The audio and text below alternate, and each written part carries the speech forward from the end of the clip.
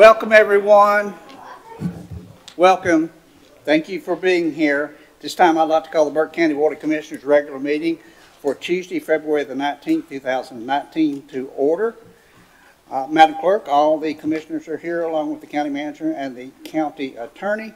Ladies and gentlemen, if you would, check your telephones and other devices that you might have at this time, and please put those on silent for us, and we would appreciate that.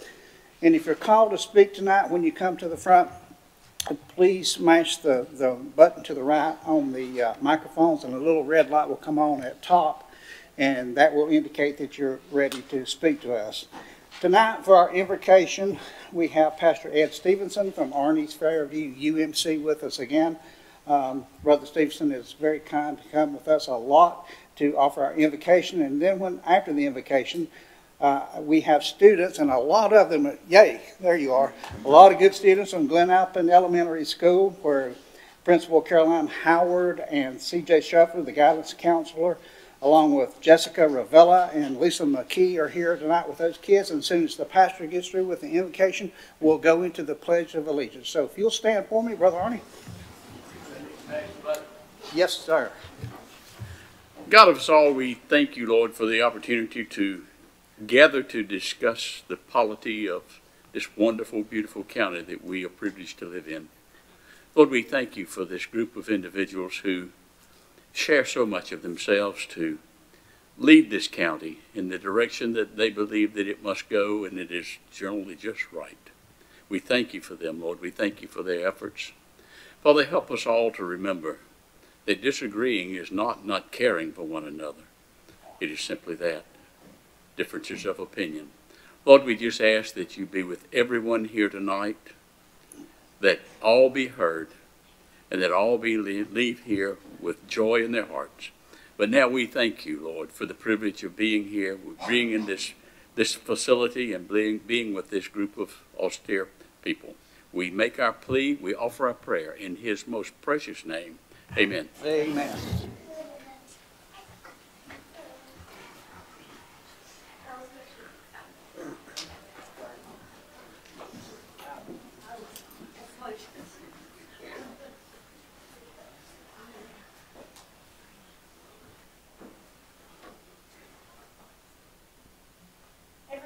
Salute.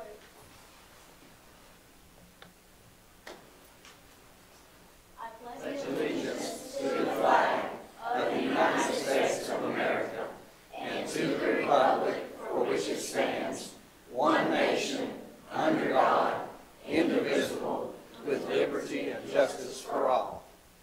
If you guys will wait right there, we want to come down and take a picture with you. And parents, please come on up front where you can get a good picture of us. I mean them.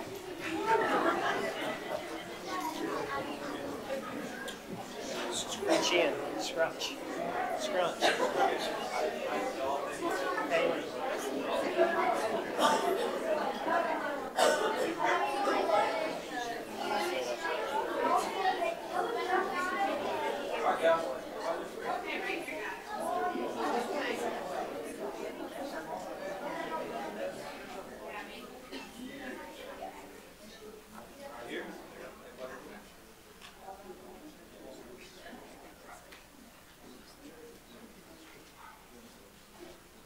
Come on up. There you go.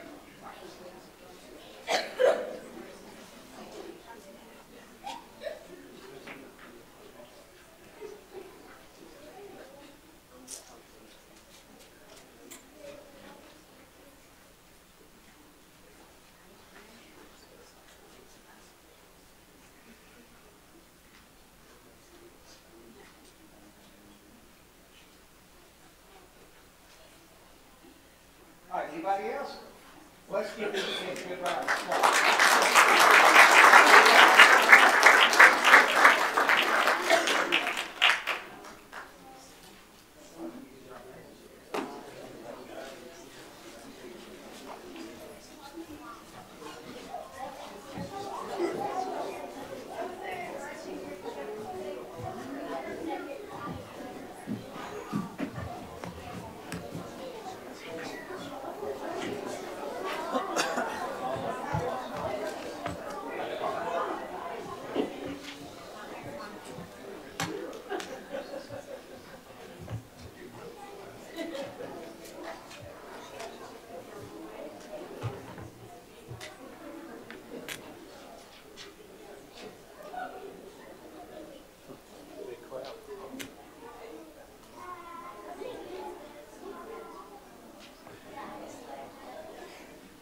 Well, we unfortunately lost half of our audience. All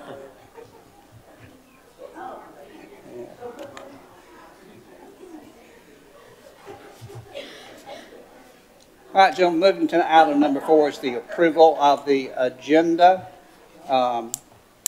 There's no changes in it at this time. Motion to approve, Mr. Chairman. Have a motion approved by Commissioner Abley. All in favor, please signify by raising your right hands. That would be 5-0, Madam Clerk. Moving on to item number 5 is the approval of the meeting minutes. Our minutes are from December the 18th, 2018 for our regular meeting, and January the 2nd, 2019 from our pre-agenda meeting.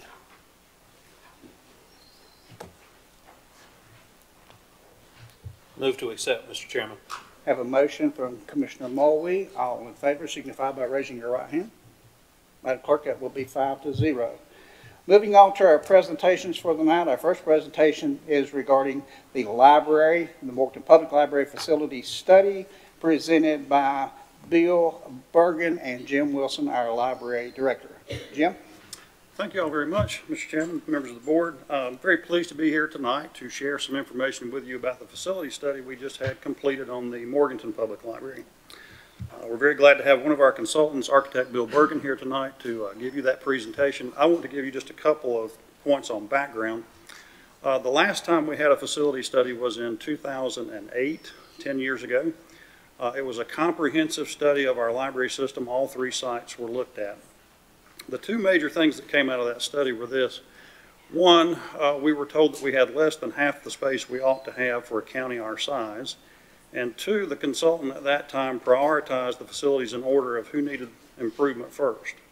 At the top of the list was Hildebrand, followed by Valdez, and then Morganton. And thanks to this board, we can mark number 1 off the list. We have a wonderful new library and senior center in Hildebrand. By the end of the year, we can mark number 2 off the list, Valdez. They're getting an expansion right now that will add 50% to their square footage. So the last one on the list is Morganton. And it having been 10 years since we last looked at it, we felt this was a good time to take another look and see what we needed to do. Get some input from the public, since they're the ones that use the library, and kind of see what our options were. So at this time, I'll turn things over to Bill Bergen, architect with RBSA, and he will give you the presentation. Thank you. Okay.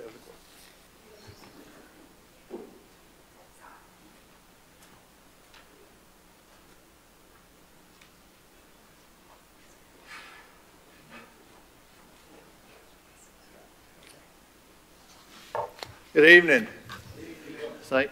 Thank you, Mr. Chair and Commissioners, County Manager. We appreciate the opportunity to kind of quickly go over the study. Obviously, this is the results of the study, and it's in kind of an executive review sort of format. And let me make sure I'm pointing this the right direction. Maybe not. There you go. All right. So we did conduct, and I say we, my brother is a doctor, a PhD in library science, and he's been a professor. He's also been director and associate director at Winston-Salem and Goldsboro. So has a lot of experience, does this across the state and actually across the Southeast. And as an architect, I've designed 33 public libraries in North Carolina, ranging from Ashe County all the way to Perquimans County, and as far south as Rutherford County. So we've done 33 libraries, so we have a little bit of an expertise we've tried to apply. The question that we have tried to answer is how adequate is the Morganton Public Library facility, knowing that the Morganton Library has not had a major renovation, certainly not a growth in space within the last 20 years. And 20 years is about the cycle that we see libraries need to have additions made if growth is pretty consistent. Also, we tried to look at whether or not it would be better to do a new facility or whether we could do better if we expanded the existing facility. So that was part of what we were trying to look at. And this is kind of the conclusion, is that the facility is too small. If you take the population and you run the kind of generic numbers that we have to compare libraries across the state, number of population versus size of building, it did calculate too small, and that's after we deducted the two libraries in Hildebrand and Valdez. So it netted out that we were too small. It's smaller than 5 of the 7 headquarters in the counties surrounding you. We did confirm that with our meeting with the public, various groups, from the friends to the trustees to the staff to users to public officials. So we did kind of do an interview session with each of those groups, and they confirmed the size was too small. And then, of course, I mentioned that typically libraries expand every 20 years, and it's been 38 years since that particular library has had a major renovation. So the next thing that we tried to do was determine, the amount of space that you need, and we based it on a population of 60,739, and then projected, which is the projected population of the county for 20 years in the future. Took all the space needs for books, collections, so forth, and determined that we needed 35,764 square feet. You currently have 18,000. So the gap is the difference between the two. And then, of course, the parking is the other issue we try to count. The study indicated 179, and you have 1. Now, in fairness to the library, you have good neighbors, and so you have parking on each side, but it's still vastly short of 179. So we looked at 2 options, of course. One was to build new. The advantages of new is you could have, kind of a clean slate, perfect, efficient layout, support modern technology, environmental sustainability could be built in, aesthetics could be any aesthetic that you want. And then, of course, we could comply with the building code, and there may be some advantages to a new site. We didn't try to find new sites, but in terms of access and what have you. And then we looked at the renovation side, and everybody seemed to be satisfied with that location. And they also liked the architecture, particularly of the original library building. And this, I think the Morganton city has built in that particular location for the library and how it supports downtown, and also it sets pretty close to a new road that they're planning to do that's behind, and I apologize for not knowing what the name of that road is, but they have plans for that road, and this fits on that. It's kind of an arch road that goes down to the auditorium and back up, so it's in a good location, and the patrons liked it. So anyway, those were the options as to whether or not we stayed, and our recommendation is to retain the current facade, which is the original building, built in 1935, demolish the rest that were built around it, and then to build a new facility that will end up being, of course, the majority of the library. And so we'll be able to get the technology and get all of the kind of contemporary and modern things that get built into libraries. We'll be able to incorporate that. And then to demolish the houses behind the library to make parking. And this is kind of how that lays out. Just to give you a general idea, this is a proof of concept. It may be 80% correct, maybe 90, but the point is it does prove that site location can be made into a good site for the enlargement of the library. And so on the left is the existing. You can see it's kind of that cross-shaped building. That's the original building. And the parking on the right, you can see, is the museum parking. And so we propose that you tear off the back of that and then build this new library, put the parking in the very back, and so you'll have a pedestrian entrance on the front and then a vehicular entrance on the back. Now, it's short of 179 parking spaces in this scheme because the property is limited, but you still do have those 2 shared lots, the museum lot and also the church lot. So that gets pretty close to 179. This is kind of an idea of what the floor plan may be. This happens to be the main level. You can see in the blue, that represents the original building. and then we are building around it. Now, one of the things that we try to propose for libraries, and I think this is would not just be us, but any architectural firm that knows libraries and library design and construction, we try to make it open so that it can be real flexible. Because what we've found is as time passes, different collections become more important, and some collections become less important. So if it's wide open, you can grow the ones that need to grow, and you can shrink the ones that can shrink and stay in the same space. And so we are proposing that this be as wide open as possible. Now, clearly, there'll have to be, column and structure, but the point is it would appear to be pretty open, so it's very flexible. We do have, as you come into the vehicular side, the back side, which is the top of that slide, staff on the left side and then Friends of the Library on the right side. So we built those offices in that. And then we have a nice space for youth, and then the fiction, nonfiction books, and then some more space up front. It's kind of shown in the purple. The lower level would look like this. Obviously, it sits underneath the one above. In this case, we are trying to expand the community room. In this case, it's a community room that's at least twice the size of the one they have, maybe a little more. It has a movable partition, which would allow them to have 2 meeting rooms bigger than the one they have now. And this particular library and staff emphasize programming for the community. And so they certainly could use the extra space. We also have the children's down here, which is where they are now. We've given them a little bit stronger story time area. And then we have also put the North Carolina history room down here. Again, they are the first group to run out of space, and it's very important. This is one of the better history collections in the state of North Carolina. So they now, I think, are in hallways, and they don't have proper office space and proper space to even take on new collections, and so this would give them the additional space that would need. And this is kind of just an image. Again, this is just proof of concept. This is the original library building. We all recognize it. But you could do an addition that kind of mimics that. Now, you could also do something that complements it. It's a little more contemporary. We're not saying this is the solution. We're just saying it's proof of concept. And so if you kind of walk around this proposal, that would be the right side or left side from the front. You can kind of see how it's growing.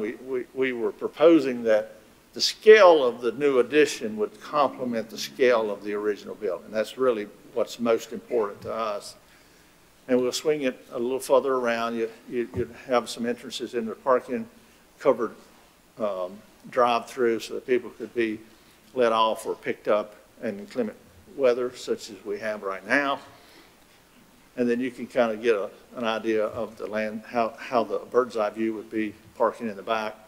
And the expansion of the library. Again, trying to keep the scale of that building compatible with the one out front. And then, of course, this is one everybody wants to talk about, and which is the cost. The average cost right now for libraries we're finding is about $267 a square foot. And that all, of course, is a function of how elaborate you build or how conservative you build. Then we would add or suggest adding 10% for FF&E so that you could add your fixture and your furniture and equipment. So that based on the size that we're proposing in this particular case, this would be about a $10.5 million project. So it's significant. And of course, the true cost is determined on the day that you bid it. We have been through a real kind of a high inflationary time in 2018, and so hopefully that's going to stabilize now. Maybe even if you're lucky, drop a couple of percentage, but won't do much. And of course, my experience, 43 years in architecture, is that usually costs go up. It's just not as fast as 2018. So anyway, we have built the 2018 inflation into that number. So again, 10.5 million is what I think you would be looking at today's dollars. So now that's our presentation. I'll try to answer questions if you have them. All right, gentlemen, you've heard Bill's presentation. Questions or comments? Mr. Chairman, I have several, and I asked a lot at pre-agenda, so, one of the things I caught yesterday in reviewing it again is something that's on your sheet, and you said they had to tear down the houses that are there. Do we own the houses? Friends of the Library, I think, own the houses, or the foundation? Library Foundation. The foundation owns the houses, so yes, the answer is you So the do. cost in the build does not have a figure in it to pay for those houses, correct? We won't have to buy them. Gaining that property is not in this number. Yeah. Tearing down the houses and paving is in this number, but actually acquiring the property, hopefully you could get that reasonably from the Friends. And to be fair and more accurate with the square footage, the square footage that you have listed for Burke County does not include the square footage for Valdez and or Hildebrand. So you actually, instead of having 18,000 square foot of library room in Burke County, you have 34,500 as we are now. The total square footage that we need is the 34,000 plus Hildebrand and Valdez. That's what the calculation shows. So those two came out of the calculated number. Yeah, but your chart included both libraries in Catawba and 2 libraries in another one, but did not include the additional libraries that we have in Burke. So, and I wondered why that was. And also your chart shows 10% increase in 17 years in population. Yeah. And you're asking for double the square footage for 10% growth. I know we're backing up a little bit. I mean, we should have, we probably should have looked at this library building maybe 10 years ago. So even if you take it back 10 years, you're still not, going anywhere near the double to have the double foot. So that becomes a concern to me. And the cost per foot of $267 per square foot is you said is the going rate now. Anticipating looking forward, what's that rate going to be 2 or 3 years from now when we get situated? As far as the rate goes, normally we figure 3% a year. That's what we would normally present as to our owners as a growth potential. So if you're talking about 3 years, it'd probably add 10%. Now, as I mentioned, 2018 was just really unusual. We saw 18% growth, but that's not usual. Usually we'd use 3%. So depending on when we're ready to build, you would have 3% for every year going forward. So what was the other question you asked? Oh, about the size and the population. It may not be a direct correlation over time with population. It's a correlation of how libraries' services have grown as it relates to population. And so what that says to me is that the services have grown faster than just simply the population. And we used today's service numbers against population as opposed to trying to figure out how fast those services grew. So that's why that's probably not correlating exactly with population. My next question, probably a Jim question, but has there been any talk or discussion on getting a fund drive and to gather some of the money in advance for this project? Can we, and I was thinking about 2 different committees, one to get individual donations and the other one's to talk to the business and industry of the thing. And if you do, Jim, I want to be on the one with the industry and, okay. But anyhow, again, how much is the cost for the Valdez improvement, isn't it? The Valdez expansion is about $900,000 project. How much? 900,000. Yeah, so it's a little under $1 million. So we're looking at that. We paid for Hildebrand as we went, thanks to some good monitoring and decision making.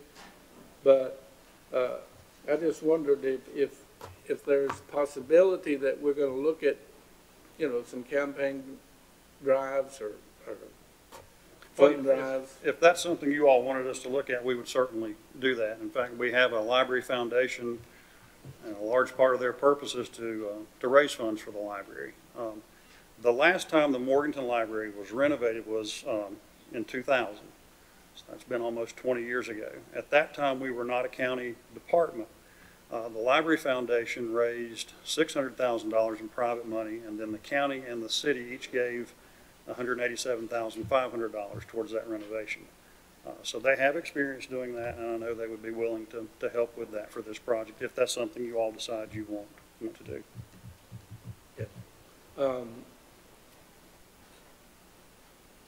I think my final question is, do we have an estimate on how much finance charge we're going to have and the terms, how long, and what that interest rate might be to borrow that money? Not on our end. Okay. Of course, the taxpayers don't, they don't pay back the cost of the building. They pay back the cost of the finance and the total budget item. And it's going up every day, so the interest I'm referring to. So that's the reason for the question. Mr. Chairman, I believe that's all I have.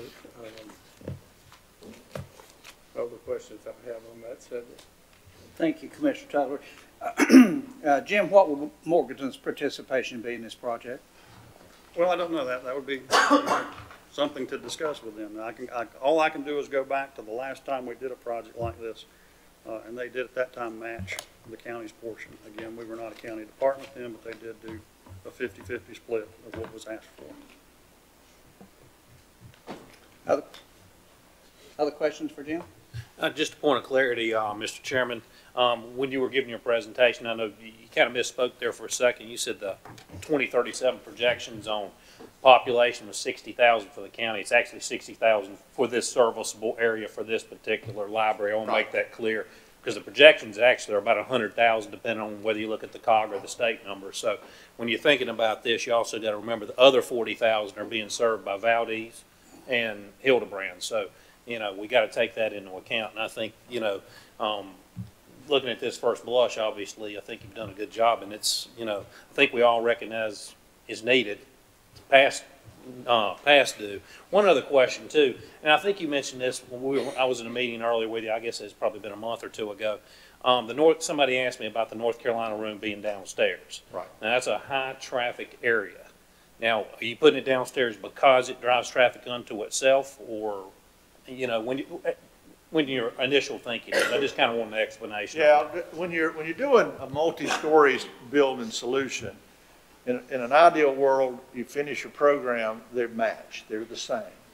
And what we were really trying to do was get as close to that as possible, knowing that the history room, those patrons will find it no matter where we put it. And it's not being disparaging, it's just a fact. You can put it in the attic and they'll go up there and find it. So we had space in the lower level. We didn't feel like we could split up the upper level collections in any better way.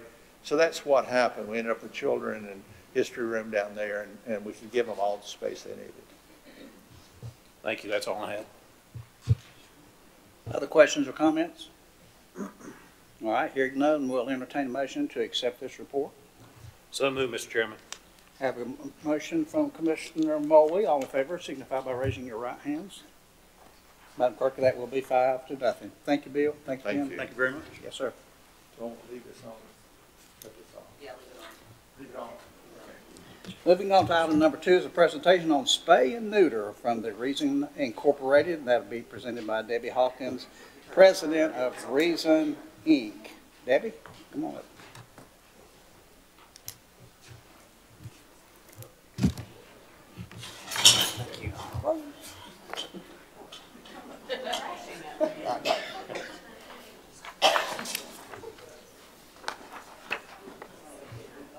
Thank you. Thank you.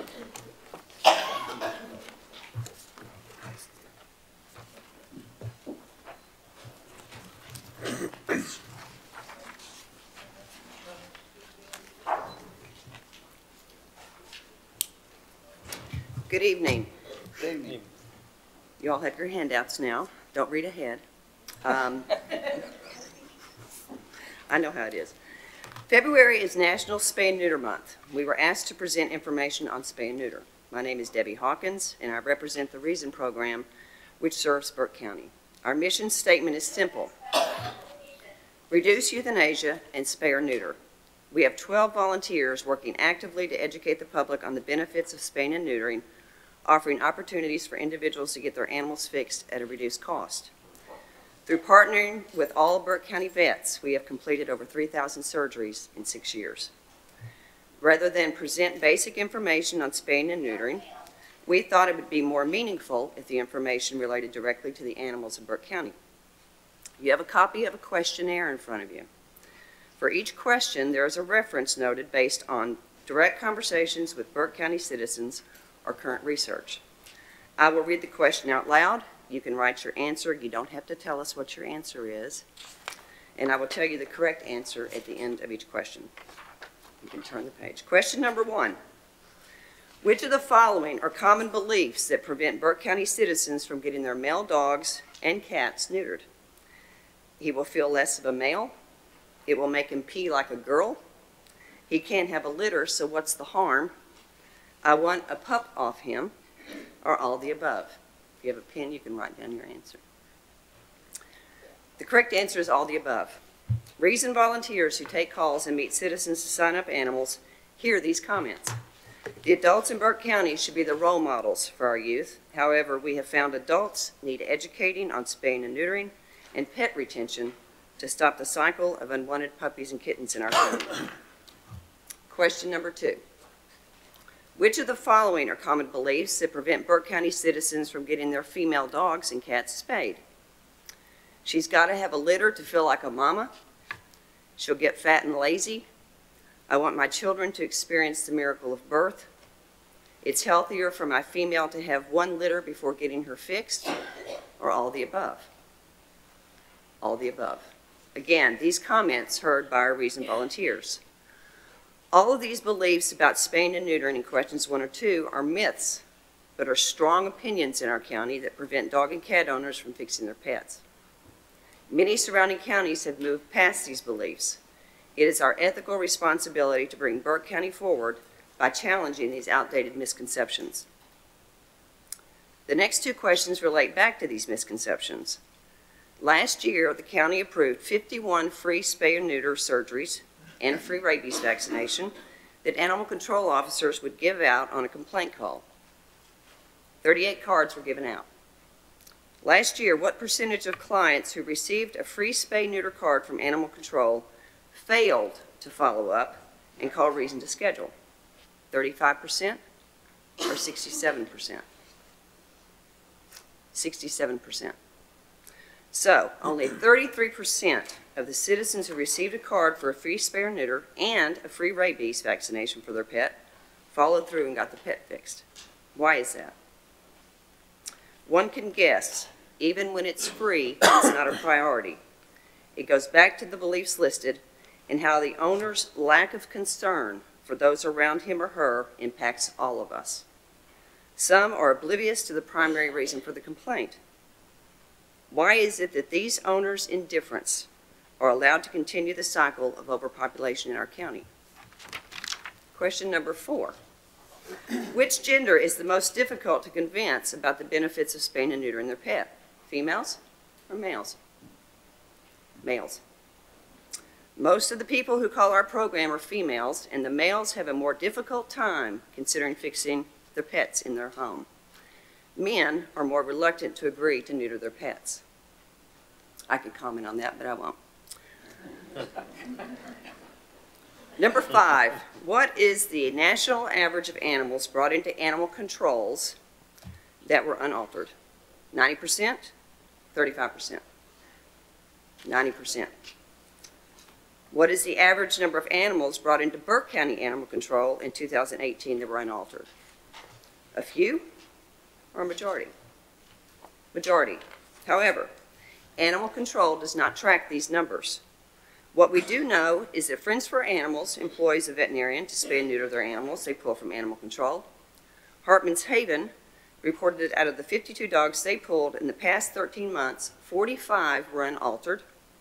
Mercy Fund reported 3 of the 4 they pulled were unaltered, and staff at Animal Control estimate that most of the animals entering animal control are unaltered. All animals from the rescue organizations spay or neuter the animals prior to adopting them out to the community. Question number 7. How many litters were turned into Burke County Animal Control in 2018? 43, 237, or none of the above? This isn't tracked by Animal Control. None of the above. This is the one statistic that would help with targeting specific areas of the county for spaying and neutering in the future. Question number 8. What is the number of litters reported to have already been born to Reason Animal clients in 2018? 43 or 111? 111. Now, using the pet overpopulation pyramid, you have a copy of it, it's that laminated sheet. Let's see how the 111 litters born from these animals before they were fixed may have impacted on our county. With an average of 6 puppies or kittens born per litter per year, with the 111 litters reported, you would have an average of 666 puppies or kittens born in just 1 year. And this is just from our clients. With an average of an additional 666 dogs and cats that could in turn get pregnant or get another animal pregnant, you can see how this would significantly increase the number of unwanted and unaltered pets. And this is a low estimate. Question number 9. What is the number 1 response heard from clients whose animals had a litter before calling us? I had them all fixed before I gave them away. I found homes for them. Don't know how she got pregnant. I had her tied up. I found homes for them. Most people do not want to take their litters to animal control for fear they will be killed, which we understand. However, by giving away puppies and kittens that are unaltered, they are adding to the numbers at animal control, and if the parent animals had been fixed to start with, there would be no litters. Now, on a brighter note, number 10. What are the benefits of spaying and neutering your animal? Decreased marking of territory in their home, decreased destructive behaviors, reduced aggression, less likely to roam away from home, decreased risk of cancer, decreased distraction and makes training easier, decreased number of unwanted dogs and cats, or decreased attracting unwanted males around your home. Or I, all the above. It is all the above. In fact, most of these behaviors are the very reason for owners surrendering their animals to animal control. Although both spaying and neutering are major surgical procedures, the overall incidence of serious complications is very low. Number 11. What is the number of dogs and cats who were killed at Burke County Animal Control, buried in our landfill, or sold to research labs in 2018? And let me clarify, the sold to research labs is the carcass and not live animals, okay? A, 2,259 or 1,034? 2,259. 27 more than last year, but 3,241 fewer than when we started. We can do better, but not without changing our beliefs and our attitudes. Last question. What are solutions surrounding counties have enacted to address the pet overpopulation issue?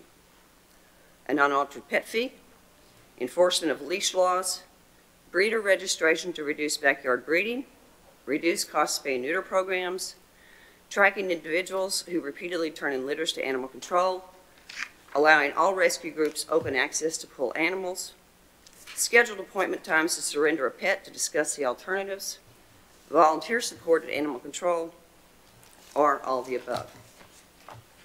All the above. Unaltered animals are seen as a nuisance in Burke County. We spend nearly $250,000 tax dollars each year to house and euthanize abandoned dogs and cats at animal control currently under the Sheriff's Department. Networking animals out of animal control is best practice. We could use the officers to enforce the laws that are already in place rather than house and euthanize animals. When unconcerned citizens neglect to alter their pets, they are passing the financial and emotional burden onto the county to house and euthanize dogs and cats, or onto the rescue groups to rehome them. The cost belongs with the owner who decided to get a pet.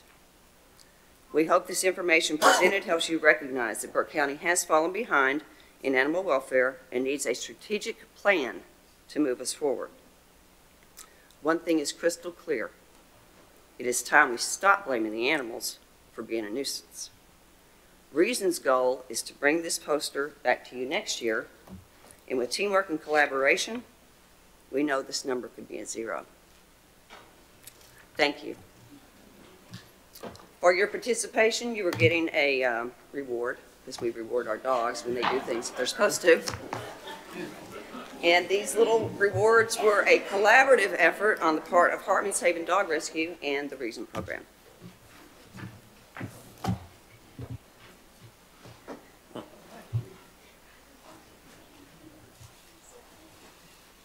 Debbie, if you'll remain up there. Thank you. First of all, thank you for a great presentation, and secondly, thank you for the gifts that you're passing out. So at this time, I will ask the commissioners if anyone has any questions or comments for Debbie at this time. Mr. Chairman, I did have two. I wondered, Debbie, what your budget was and the resource from which you get that budget. How do you get the funds? Our funds are strictly through copays, and we also submit a quarterly report to the state for North Carolina spay and neuter reimbursement funds. That is only for the lowest of the income people. Final comment, if I had a tail, I'd wag it in thanks for the gift.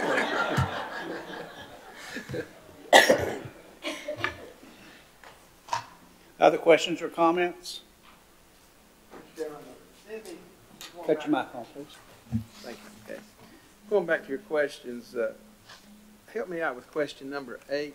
What is the number of litters reported to have already been born to Reason animal clients in 2018? Yep. Can you explain that? How do we get that number? And Kay has some other handouts that has actually all the notes and the references to these questions. What we do is when we meet with clients to do their paperwork, we ask them, how many litters has your animal already had? And we track that on a database, okay? So that's how we come up with the number 111 litters from the animals that we fixed last year. They had already had 111 litters. Okay, thank you. All right, other questions or comments? Hearing none, I will accept a motion to accept this report as presented. Thank you, Commissioner Taylor, and you've heard that motion. All in favor signify by raising their right hands. Madam Clerk, that will be 5-0. Thank you so very, very much. And if you didn't get the soda that you wanted, you can trade. Thank you. Gentlemen, moving on to item number 3 is a presentation of financial data from Keith Lawson. I've just found out Keith was unable to be here. We've got 2 options. We can go ahead and accept this presentation since we did hear the presentation at pre-agenda and it has not changed and we do have it in the packet, or you can require me to have Keith produce himself at a later date.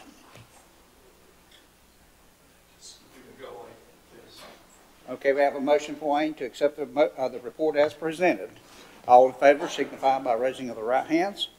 Madam Clerk, that will be 5-0. Moving on to item number 4 is presentation of the financial data for the period ending December the 31st, 2018, presented by Sandy Holman from Western Piedmont Community College Chief Financial Officer. Sandy. Good afternoon or evening. I will give a brief summary of our finances through December 31st, 2018, our 50% point of our fiscal year 2019. First, we'll look at our state funds in the first 3 columns. We have a formula budget of $14,003,491 with additional allocations that have come in so far this year of $613,477. So our total state budget as of December 31st was $14,616,968, which through December 31st we spent 48.3% of the budget or $7,058,436. The next three columns in light blue represent the county budget and actual expenditures. Our current budget is $2,553,000. We have spent $1,089,225 through the second quarter, utilizing 42.7% of our budget. This is on a cash basis system, so it's actual expenditures spent, not including the encumbrances that we have. The final three columns show our institutional budget. We budgeted $5,789,520 for institutional funds, which include everything other than state or county funds, which could be student financial aid, grants, self-supporting courses, and our bookstore. Approximately 75% of these funds are student financial aid and the bookstore. Through the midpoint, we have spent 50% of our budget, so we feel we're on track there. Total combined college budget for fiscal year 2018-19 is $22,959,488, of which we've expended $11,049,308, or 48.1%. We anticipated a reversion this year, and that was confirmed in January of 2019. However, our budget is in good shape, and we have no concerns through this point of the year. The next slide that you will see will break down the expenditures by categories for our county funding. The top three expenditure categories continue to make up almost 70% of our budget, which includes salaries and benefits at 26.3%, utilities at 27.3%, and contracted services at 16.1%. This is our summary through December 31st. I'll be glad to answer any questions. Thank you, Sandy. Questions for Sandy on her report? Hearing none, I'll accept a motion to accept this report. Mr. Chairman, I so make the motion to accept the report as presented. Thank you, Commissioner Taylor. All in favor of Commissioner Taylor's motion, signify by raising the right hands. That will be 5-0, Madam Clerk. Thank you, Sandy. Thank you. Okay. Moving on to item number 5 will be a presentation on the history of tourism in Burke County, presented by Dr. Ed Phillips. Good evening, and thank you for allowing me to present before the commissioners and everyone in attendance tonight. We have a short 37-minute video we'd like to show. It's really just 3 minutes. So we'll roll the video. Hello, I'm Ed Phillips, CEO of the Burke County Tourism Development Authority, and I'd like to take a few minutes of your time to share with you some exciting, fantastic news about the tourism economy in Burke County. But first, did you know that Burke County has been a tourist destination since the late 1800s?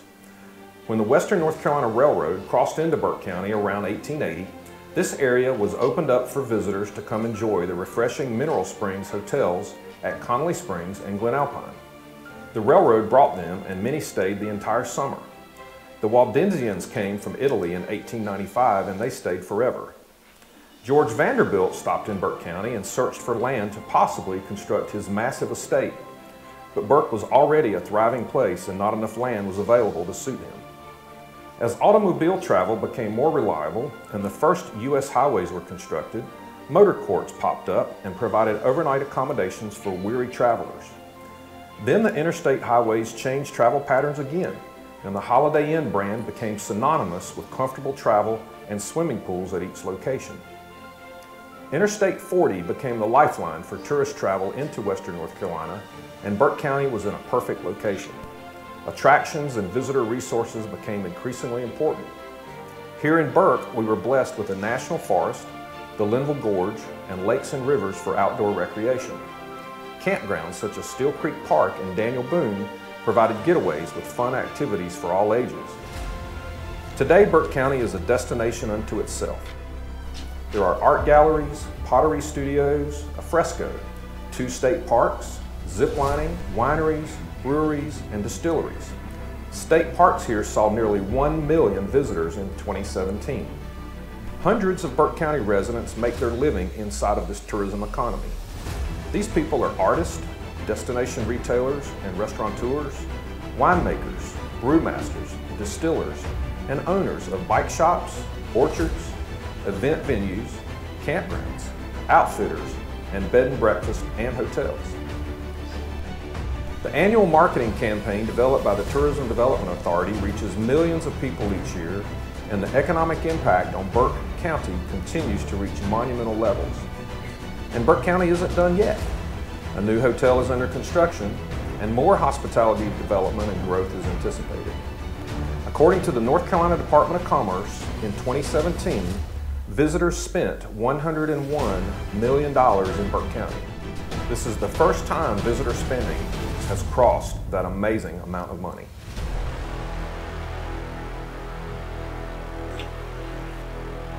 Wow, so we have a lot going on in Burke County in tourism, and every day it's something else. Before I get into some other numbers here, I just wanted to show everyone too, I did a handout of the March issue of our state magazine, which has the Linville Gorge on the cover. It's actually Table Rock seen from Hawksbill, and in a few weeks we're going to be hosting the editorial staff of our state magazine here, who are going to be here working on a story on Lake James, the Linville Gorge, and a cover for their mountain issue in October. So we're really excited to have them here in a few weeks.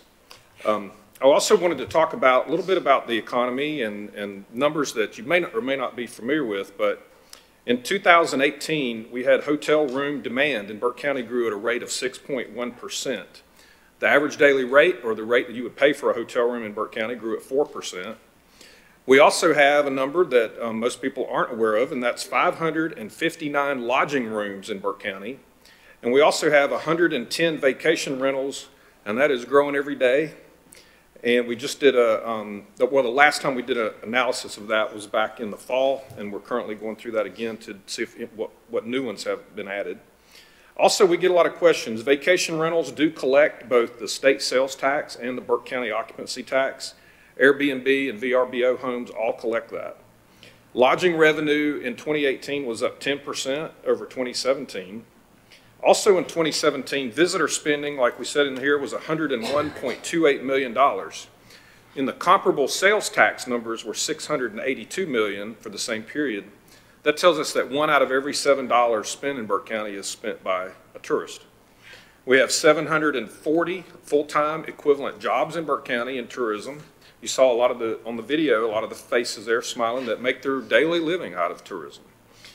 So we work hard to get media coverage, to get articles written, hosting media tours, and last year we had more than 30 magazine and newspaper articles that covered Burke County. Hundreds and hundreds of online articles. We have them every day that come out. This year we're hosting a media tour in June, first weekend in June, and also the last weekend of October. And also we're going to be doing market research this year. We're going to find out more about our visitors. Where are they from?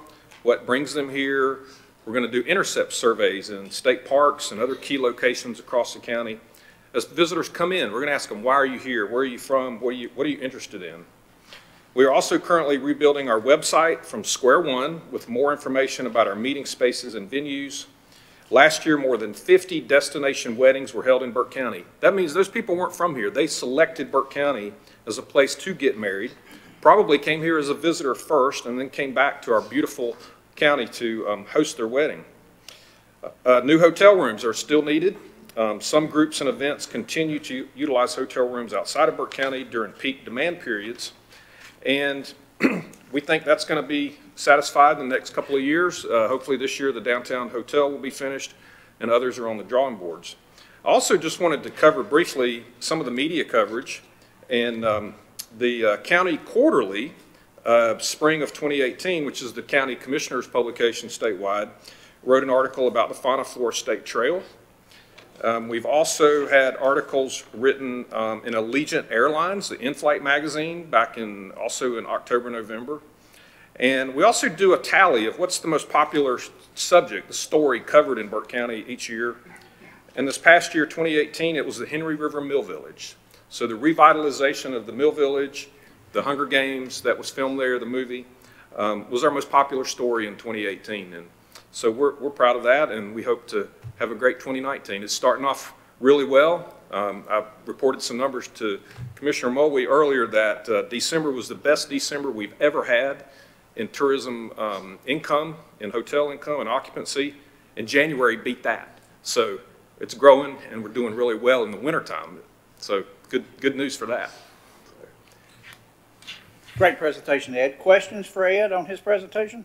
Mr. Chairman, just for clarity's sake, Ed does a wonderful job. I serve, for full disclosure, I serve on his board, so I get to see this. But tell us, kind of explain to how you capture and create those media tours, because I've seen them be unbelievably successful over the last 3 or 4 years, maybe even longer. How many do you recruit to come in? I think you said you do maybe 2 a year? So it's varied a little bit, but we have, since 2010, we've conducted 11 media tours. We cap it at 10 journalists so that we can have a small group setting. These journalists come from mostly the East Coast of the United States. We've had a few folks from Texas that attended a media tour in New York. And these are journalists. These are people that make their living writing about travel. And so there's a list. We use a consultant that helps us provide that list of folks that we invite. Every tour has a theme. The theme covers the entire county. It could be history, it could be nature, it could be outdoors, it could be food, it could be craft beverages. It's a lot of different things. And we actually put it together to market what's very unique about Burke County. What do we have that our neighboring counties don't have? What do we have that the rest of North Carolina, even the Southeast, doesn't have? And so we use that to attract them here, and then once they're here, we show them a lot of things about Burke County. One very interesting tidbit, at the end of our tour, it's usually a 2 or 3 day tour with these folks, and at the end of the tour, we always say, what's the sleeper? What was the one thing that you weren't looking forward to, but really surprised you, and you were really excited about it after you saw it? And we ask them that every time, every tour. And the thing that comes up the most was the History Museum of Burke County. And if you haven't been in there, that is a world-class museum. Very interesting. They love it. But you know, these writers have seen every museum under the sun. And so we tell them, oh, we're taking them to another museum. They're like, oh, ho hum, we're not really interested. But at the end, they really love it. And I encourage all Burke County residents and everyone to go see that museum because it really is a first-class attraction. Did I answer your question? Yeah, good job. Thank you so much, Ed. Other questions or comments? Mr. Chairman, just one. How did you determine, I just noticed the most popular 2018 Burke County story was the Henry River Mill Village. What determined that? So we have a list. We keep track of a list of every, that we can find, every story that's written out in the world about Burke County. And Google has something called a Google Alert. And you go to Google and you set up this alert. And you can put in, and we have dozens and dozens of terms: Linville Gorge, Morganton, Burke County, Conley Springs, South Mountain State Park, all of these. So literally every day when I come into work, I open my email and I have these alerts and these emails. And so we calculate those emails and look at what the subject is on those emails. And in 2018, the '1 subject that came up was the Henry River Mill Village. That's great. Yeah. I wish them well down there. So that's a good report. Thank you. Other questions or comments? All right, hearing none, we'll entertain a motion to accept the report. Thank you, Commissioner Taylor. All in favor, signify by raising the right hand. Madam Clerk, that will be 5-0. Thank you, Ed, so very much. Gentlemen, moving on to item number 7 will be our scheduled public hearings. Our first one will be a building reuse grant and local economic development grant for Project Husky, and public hearing presented by Alan Wood from Burke Development, Inc. Alan?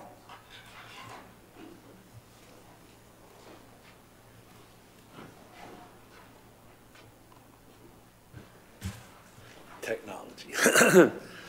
Thank you for having me here this afternoon, this evening, Commissioners, County Attorney, and Madam Clerk. Appreciate the opportunity. Project Husky, we've been working on approximately 7 months now. We have gone through every site and building in the county, and my word as of Friday afternoon is they are very close on negotiations to purchase a building and close this out. We are asking for a $500,000 building reuse grant. I will be presenting in closed session to Hildebrand and asking them to have a public hearing in March to share in this the match that would be required, which is 5% of that $500,000 amount. This company is projecting 50 new jobs over 2 years and 230 new jobs over a 5-year period. The average salary is about $42,000. That is significantly over the county current average of $35,000 per job.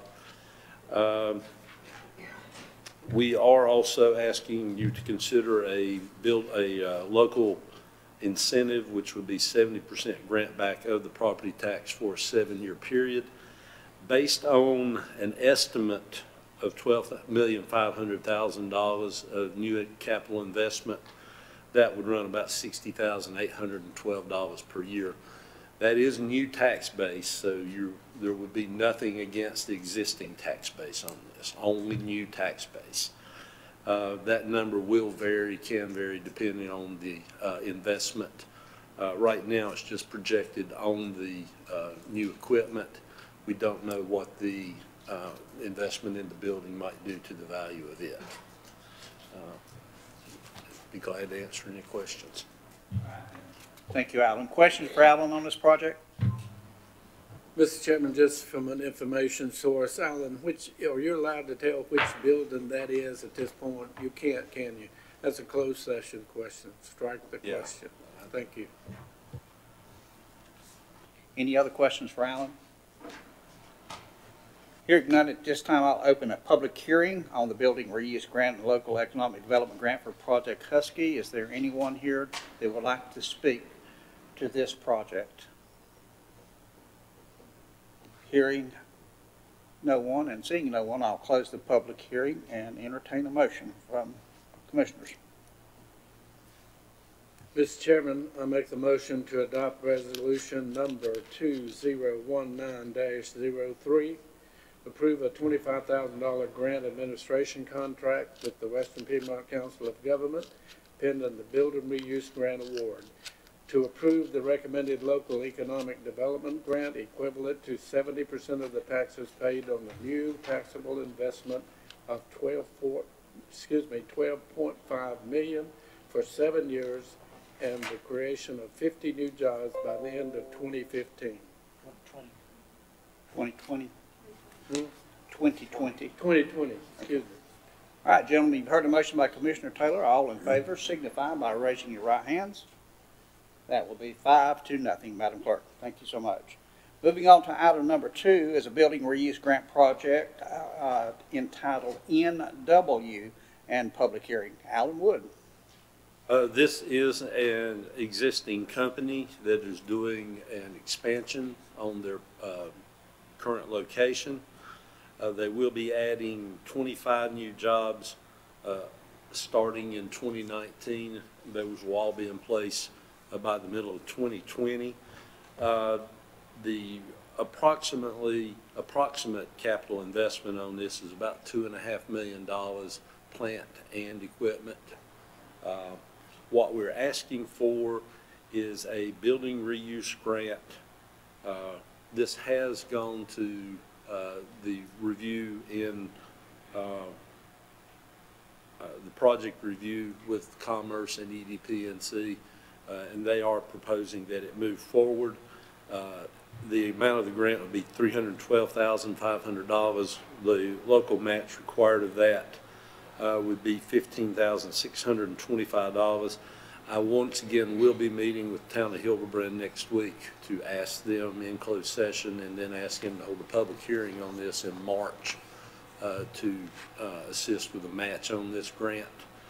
The average wages will be above the county average, and they will cover at least 1/2 of the health care cost of these new of all their employees.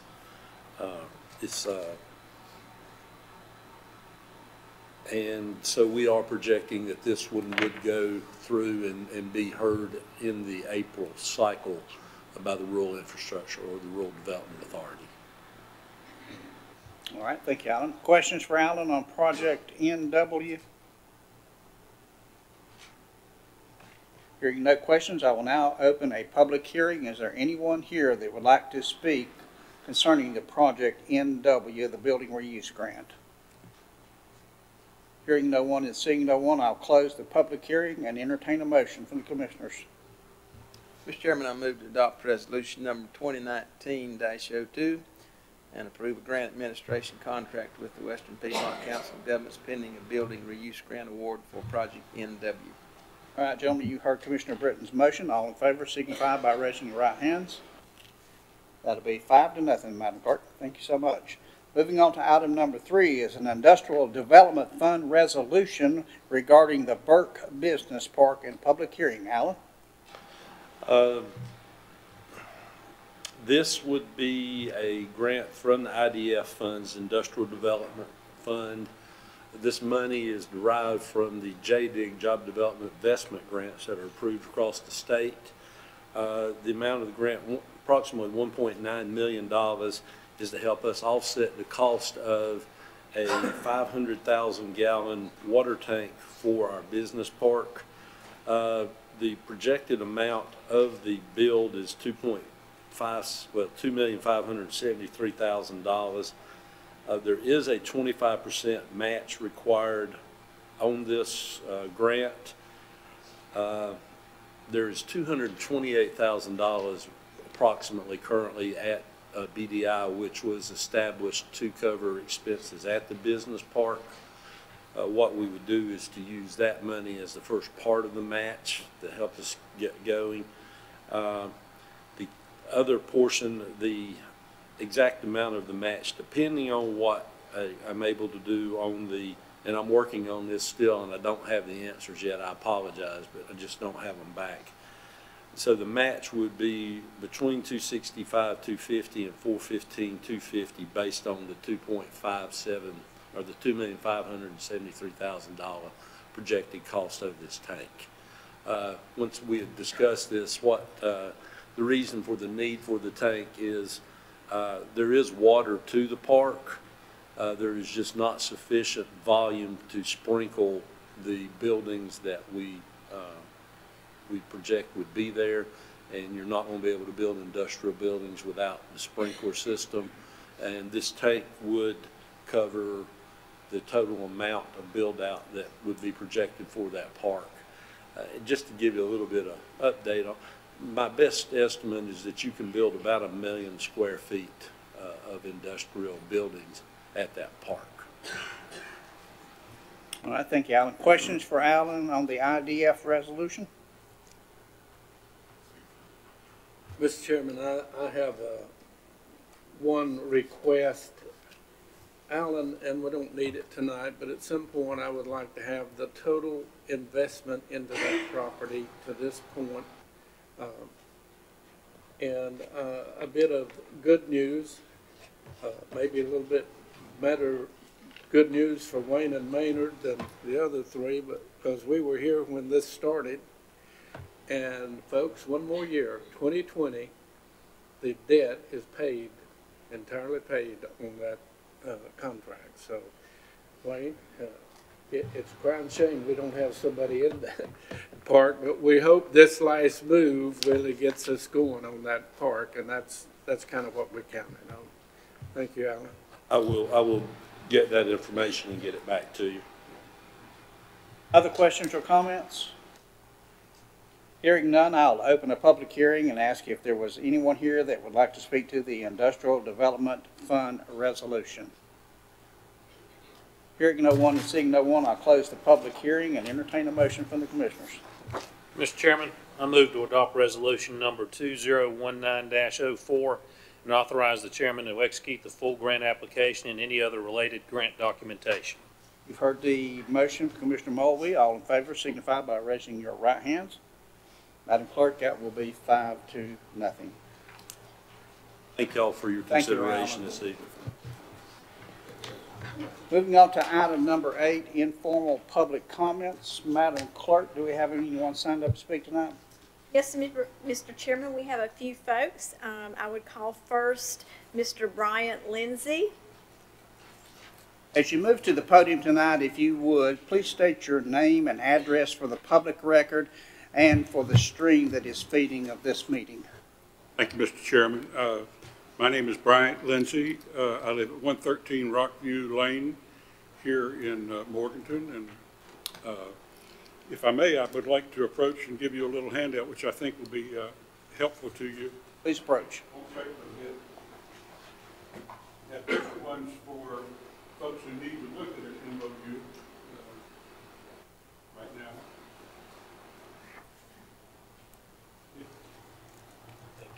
It turns out that, Mr. Chairman, that you're under a bit, as all of us are, a bit of a deadline that we were unaware of. We became aware of this only recently when the National Park Service came back from their enforced shutdown. And that's why I'm bringing this to you tonight.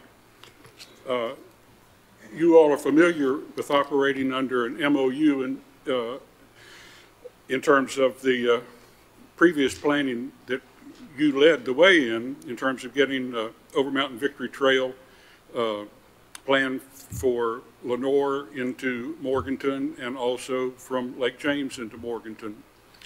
The pattern is that the National Park Service makes available $60,000, but they need to have it matched by affected municipalities and counties with $40,000.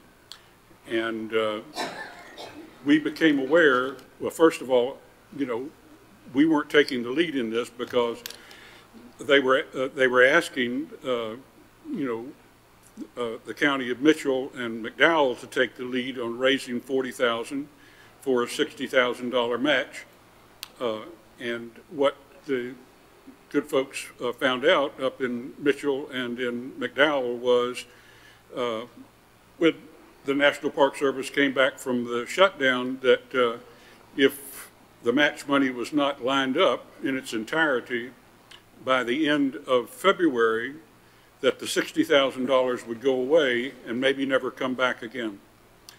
And so I was not able, I was not a part of the committee, necessarily that got this information. And I don't think, for example, that your attendees at the original conference that was convened up in Spruce Pine were made aware of this either. I remember that Shane Prisby was able to come to that meeting, but I don't think the word that I'm bringing to you tonight got to Shane at that point, or indeed had gotten to Shane until just a few days ago. So I'm bringing that information to you. I'm not sure exactly how to move ahead at this point.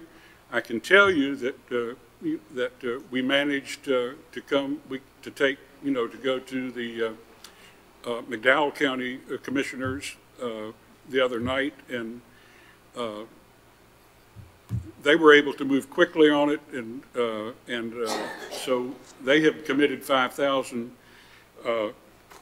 to be in the MOU, and Mitchell County, with their little 18,000 people, they've committed $5,000, and the town of Spruce Pine has committed $5,000. I'm not asking you for anything tonight. I know that would be out of order, this merely public comment, and I just wanted to bring this to you. And Mr. Manager, I apologize that I couldn't get this to you sooner, but if I may lobby you, between now and the end of February, I have a feeling that this county can come up with an appropriate response. And thank you very much. And I made my schedule, didn't I? Thank you very much, Kay. Thank you, Brian. Madam Clerk? Miss Carla Wallace.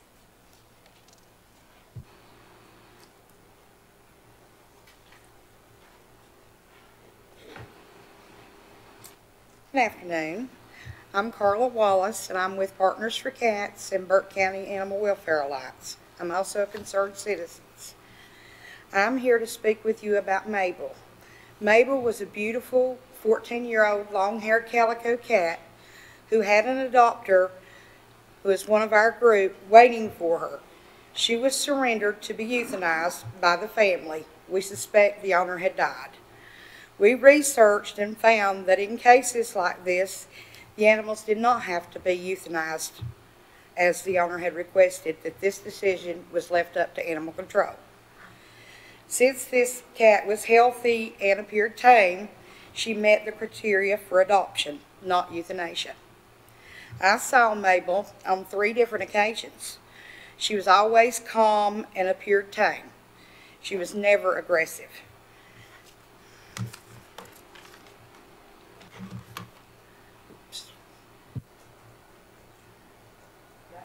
I turned it off. It was after that Lieutenant Massey, the Director of Animal Control, approached me with a video of Mabel. She was acting like a wild, tormented cat. If I had not known it was her, I would have never thought it was the same cat. She was hissing, growling, and totally freaking out. She did not act like the same calm, demeanored animal that I saw on multiple occasions. I just cannot fathom what would cause her to act the way she did in the video.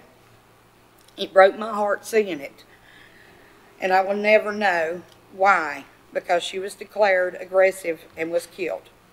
God rest Mabel's poor soul. This and other situations like this are what we are battling right now. And we do have, I think, someone else here to speak on another animal. Thank you. Thank you, Ms. Wallace. Madam Clerk? Gwen Hood.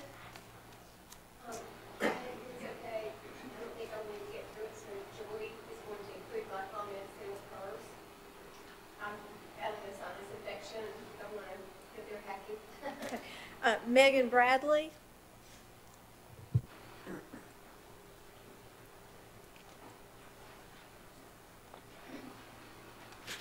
Good evening.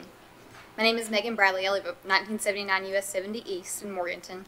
I am a volunteer and foster with Hartman's Haven out of Conover. I do a lot of coordination in the Burke County for the in the Burke County area for the rescue, and I'm also a resident of Burke County. I'm speaking before you tonight to draw awareness to issues that we're facing with Burke County Animal Control and also to seek guidance to navigate through these issues. The most recent issue that we are having is that we cannot pull animals from animal control that have been deemed unadoptable, mostly due to aggression. I understand that this issue is a liability. However, when an animal is signed over to a rescue, the liability is removed from animal control. At least that is in other counties. In other counties, an animal that has been deemed unadoptable due to aggression is usually listed as rescue only. However, in Burke County, that is not the case. In our county, any animal that has been deemed unadoptable due to aggression is euthanized at the end of the day. It is important to remember that when these animals are coming into animal control, they have been taken from the environment that they are used to, that they feel safe in, or one that they can escape at the very least. They've often been dropped off by the people that they trust, and they're now in a cell surrounded by other animals that they don't know, and people that they are not familiar with are coming in and out, and they're not staying to reassure them. I can't say that I would act too kindly if I were put in the same situation, but that doesn't mean that I should be killed, does it? So oftentimes these animals they're not truly aggressive. They're scared, they're confused, they're uncomfortable. They have no way to communicate these things or ask what's going on, and the officers don't have the time to go in and work with them like the rescues do. We have the time and we have the resources to work with these animals. If we were allowed to pull, we could do so. Hartman's Haven Dog Rescue has been working with animal shelters in Alexander, Iredell, Catawba, and Caldwell counties for the last 10 years. We are able to pull these animals that have been deemed unadoptable due to aggression. If we were allowed to pull these animals that were deemed aggressive or unadoptable, we could have saved 4 lives in the past 2 months. If our surrounding counties can work together to achieve these goals, then so can we. We need change, and we need to see it here in this county. Thank you for your time. Thank you, Ms. Bradley. Madam Clerk? Miss Joy Harkleroad.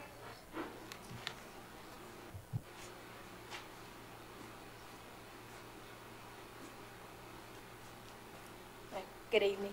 My name is Joy Harkleroad. I'm with Mercy, and I live in Marion. I'm here to talk for Amy McGempsey, who is a Burke County resident and has to work tonight. She is a member of Burke County Animal Welfare Alliance and a volunteer for Rusty's Legacy. She too does the coordination for Burke County for Rusty's Legacy. Charlie came to Burke County Animal Control during Dr. Martin Luther King Jr. weekend. He was not there on a Saturday, but was first seen when Animal Control opened back up on Tuesday, January the 22nd, 2019. Charlie was a little Chihuahua mix, around 20 pounds, and he was overlooked due to his shyness. He was in run 5 with a smaller Chihuahua. On Saturday the 26th, Charlie was still at Animal Control, and I became worried about him getting out. I called to him, and he came up to the fence to sniff my fingers. He was afraid, but in no way aggressive towards me. That began a journey to get Charlie out. My rescue, Rusty's Legacy, was not yet approved. My plan was to pull Charlie on Monday the 28th. The owner of Rusty's Legacy had submitted the application, and on Monday we had heard nothing. Rusty's Legacy, the owner of Jerry Arledge, the owner of Rusty's Legacy, called Animal Control and was told that she had not submitted all the required paperwork, so we were not approved. She then decided to adopt Charlie herself. So I called Animal Control, and on my way asked if he was available for adoption, and I was told yes. I responded that I was on my way. I arrived at Animal Control, money in hand, to adopt Charlie. Nicole McCombs and Lieutenant Massey were standing there waiting on me and told me that Charlie was unadoptable. I asked why, and Lieutenant Massey informed me that he gloved up and went into the kennel, and that Charlie came towards him in an aggressive manner. He never once said that Charlie had bitten him or attempted to bite him. A big man in a run with the big gloves on going towards a little scared dog can be very frightening, and it must have been for Charlie. I was devastated that I couldn't adopt him. I contacted Mercy Animal Rescue because they were approved to pull and agreed to pull Charlie. Most animal controls have a rescue-only status for dogs like Charlie. Joy, the owner of Mercy, was told that Charlie was not available and she couldn't rescue him. Charlie had been at Animal Control for 10 days. His last day was coming up, and Joy begged to have a professional evaluation done on Charlie. An answer was not given to her. Little Charlie died in Animal Control that same afternoon. The day that so many tried to save him, he was euthanized. My heart was crushed, and Charlie deserved more than he had gotten there. Charlie did not have to die. Rusty's Legacy was approved to pull 2 days later. She also wrote something else, but I'm running out of time, about a German Shepherd that she went to pull, and she was standing in there. The foster-based rescues are not allowed to go in the area, but she was there and had requested to pull the German Shepherd, had talked with the inmate and the people in the front, however she had to go. Burke Friends for Animals, she said, came through the back door and loaded the dog up and left. And she said that all rescues should be treated the same, and that clearly favoritism was being shown to one group over the other. And thank you for hearing her comments. We're trying to come to you and get on the agenda to offer you some solutions that we're working on, which is an amendment called Charlie's Law that we will be able to put before you. That's an amendment that maybe you could put into your ordinance that will allow an animal that has been deemed unadoptable the option for rescue-only pull, or that they can have a professional individual evaluation prior to being euthanized. Thank you. Thank you, Joy. Those are all the cards I have. Thank you, Madam Clerk. Moving on to item number 9 on our agenda is the consent agenda. At this time, I'll introduce Brian Steen, County Manager, for his review of that agenda. Brian? Thank you, Mr. Chairman, members of the board. You have 12 items on your consent agenda. Number 1, Clerk, Animal Advisory Board, removal. Item 2, Clerk appointment to Blue Ridge Community Action. Item 3, Clerk, Library Board of Trustees reappointments. Item 4, Clerk appointments to the Council on Aging. Item 5, Clerk appointment to Regional Aging Advisory Committee. Item 6, Community Development accept North Bend easements from Duke Energy. Item 7, Fire Marshal appointments to the Local Emergency Planning Committee. Item 8, Fire Marshal contract for fire protection services for George Hildebrand Fire and Rescue Department, Incorporated. Item 9, mental health, resolution in support of Partners Behavioral Health Management as our county's choice for LME/MCO. Item 10, Tax Department Tax Collection Report for January 2019. Item 11, Tax Department Release Refund Report for January 2019. And item 12, Tax Department Order to Advertise 2018 Delinquent Real Property Taxes. That concludes your consent agenda. Thank you, Brian. Gentlemen, you've heard the report from Brian and his review. We'll entertain a motion at this time. Mr. Chairman, I make the motion that we approve all 12 items as presented of the consent agenda. Gentlemen, you heard the motion by Commissioner Taylor. All in favor signify by raising the right hand. Madam Clerk, that would be 5-0. Thank you so much. Moving on to item number 10 is items for decision. Presentation of the fiscal year 18 audit presented by Phil Church from Loudoun Milk Church, along with our finance officer, Margaret. Are you going to be there or just Phil and Rick? Phil and Rick, okay. Good evening, gentlemen. Mr. Chairman, Commissioner, good to be with you again. See, our report's about 100. Phil, if you would pull that a little bit closer to you. Let me get over here. It's heavy. Our report's about 125 pages long. I figured it'll take about 3 hours. Okay, sir. No, really, it would take quite a long time to go through all of it. It's a complicated report, very complicated report. But you have our highlights, which from last time, we made a couple of brief changes. But as I told you last time, can you still not hear it? Can you still not hear me? As I told you last time, we did give you a clean, unmodified opinion, and the LGC has approved the report. So we made a couple of changes. Do you want us to go through the numbers again, all of these highlights, or you want us to just tell you the changes that we made in the highlights? They were very simple, but we can do either. You can give us the simple highlights. Okay, good. Okay, Rick, if you'll go over those highlights, the changes we made, it mostly refers or is about fund balance, okay? Yeah, the first change, or on the first page we made, was the third line down, unassigned fund balance. The previous highlights had shown the total fund balance available in the general fund of approximately $23 million. The actual unassigned fund balance at June 30 that shows on page 16 of the audit report was $15,224,971. So that's the actual available fund balance at June 30 in the operating fund. All the other amounts on the first page were the ones that we went over in the previous meeting. On the second page, we changed some numbers here also. Again, the first number, unassigned fund balance for 2018 was $15,224,971. The expenditures and other financing sources and uses was just over $81 million. So your unassigned fund balance percentage at the end of June was 18.79%. And you can see the state average for counties your size, your population group was 35.86%, just to give you an idea how you compare. Again, LGC requires a minimum of 8%, which is basically 1 month of your operating expenditures for your general fund. So you're just about little over 2 months of fund balance or operating expenditures available. Okay, gentlemen, questions for Phil or Rick regarding their report?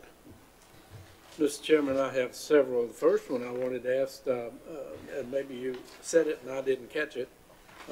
You said it was revised. How did you revise the report? I didn't revise the report, I just revised the highlight sheet. You what? I just revised the highlight sheet.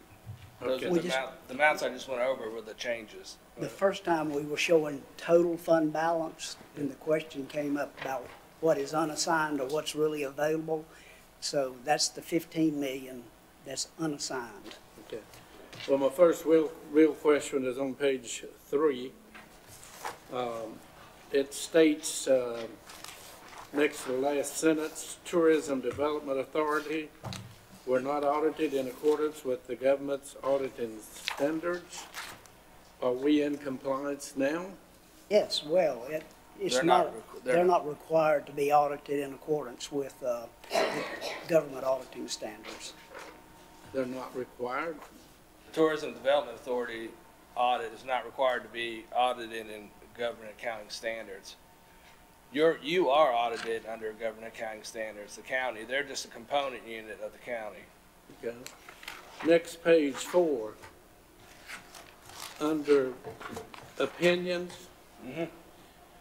you made a statement, general fund and the school 1 cent sales tax. There's a 1 cent sales tax and a ½ cent sales tax. And the half was not included in that, and there are two different entities for them to have that. Is that ½ cent not supposed to be in this budget? But it is in the budget. It's not a major fund. There are certain funds that are considered major funds for the county. It's the school 1 cent sales tax fund is a major fund, and the general fund, of course, is a major fund. They're reported up in the front part of the report. The other fund that you're talking about, the ½ cent sales tax, it's included in this report. It's just not a major fund, and it's not required to be listed in the opinion. It's in here, but it's not singled out. Exactly. Not in this opinion. Not in this opinion paragraph. It's not singled out. There is a schedule in the back that talks about 1 cent sales tax or ½ cent sales tax fund. Yeah, that's a major fund. If you look at, let me see, what pages? There's several non-major funds starts on page 85. And then there's the major funds, which is the 1 cent sales tax fund, and the grants project fund, which are major funds, which have to be stated in the opinion because they are. It's a calculation you have to go through to determine whether they're major or non-major. Yeah. General fund's always major.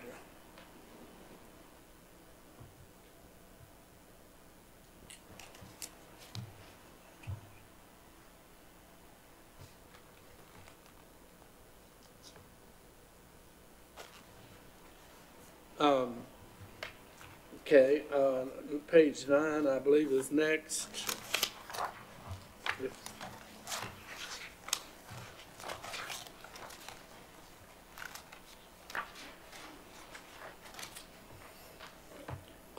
Under the long-term liability, that's your, I guess, third group down.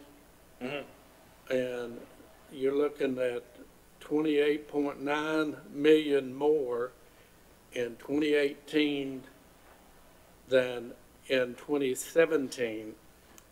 I'm assuming, but it's not nice to assume, so I'm assuming that's the new school debt and a couple other things, or Debt for The jail. the jail debt. And the jail, and the jail. yes, Both of them? No, just the jail. the jail. The school debt was on there last year. Okay, The jail debt was added this year. all right. Number 10.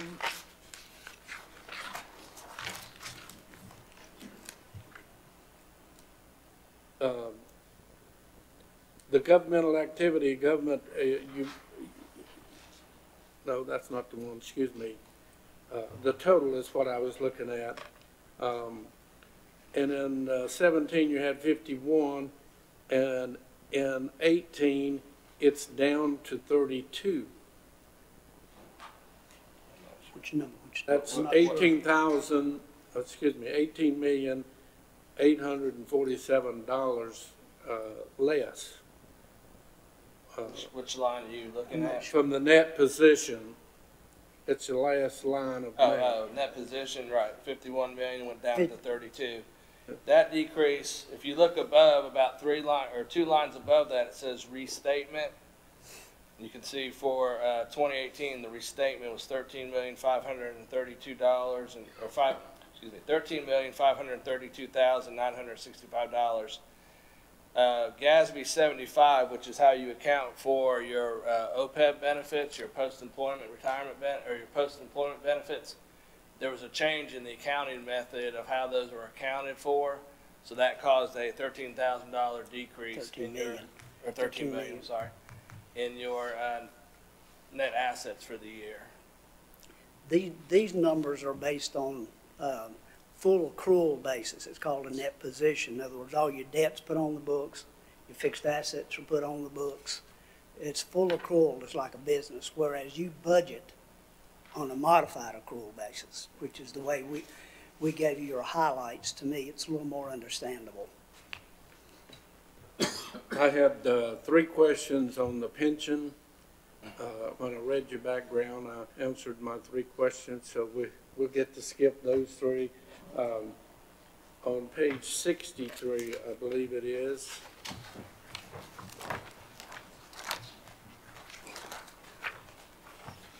And the question I have down, and I think you've already answered it in my other question, and that was, is the new school debt included in those figures? Yeah, the school debt is included in there, but it was also on last year's. Yeah. Yeah. So next year, we'll obviously add the jail expense to that, I guess. Is there a way to, I guess it get too cumbersome, just forget, I started saying, is there a way to identify what they are, what all the indebtedness is, but, Well, there are on page 62, there's some identification of what some of these debts are, like 20 million, 10,000 limited obligation bonds. That was for the jail. That was for the jail. 89 is my next question, page 89.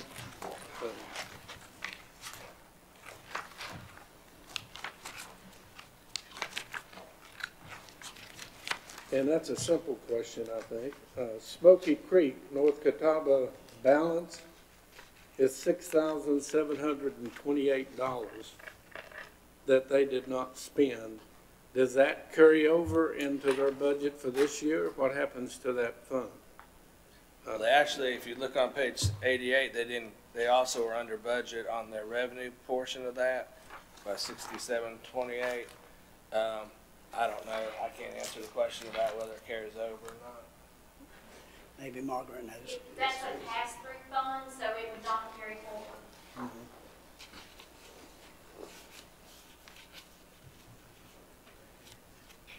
Those are pass-through tax dollars. They do not carry forward. Your revenue would always just be the money whatever we take in for their property taxes, for their fire tax, we send to them. So it's just slightly off on what was estimated. Okay, let me make sure what you're telling me. Because they have a fire tax and that money is collected to go to them. Yes, okay. If you put it somewhere else, then you're taking away from what it was designated to. And what you just said was that, no, that's a pass-through, and if it was not spent, it comes back into the county's fund? Exactly what we collected for that fire tax is sent to them. This is just where the budget was estimated a little bit higher than what the property taxes were collected. So we collected the $22,086 in property tax.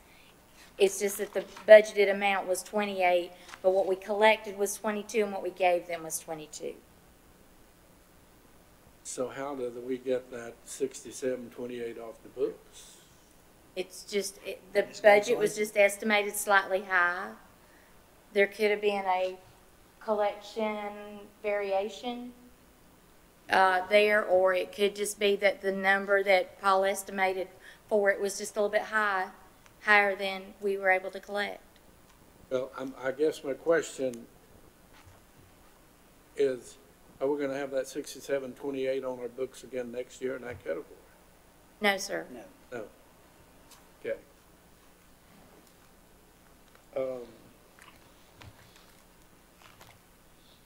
Yeah, the final question, I've asked this about every budget thing, and the reason I asked this question is this money came from settling a lawsuit, and it's an annual amount, and it comes from a lottery fund, and I don't see where it is listed as revenue The school board lottery money? Yeah. And and then we don't, we don't see, I don't see where we expense that particular amount. I'm assuming it goes into our just our tax fund. But Exactly what it is. Oh, it's in here. Yeah, I know it's in here, I remember. It's actually used for pay debt, school board debt.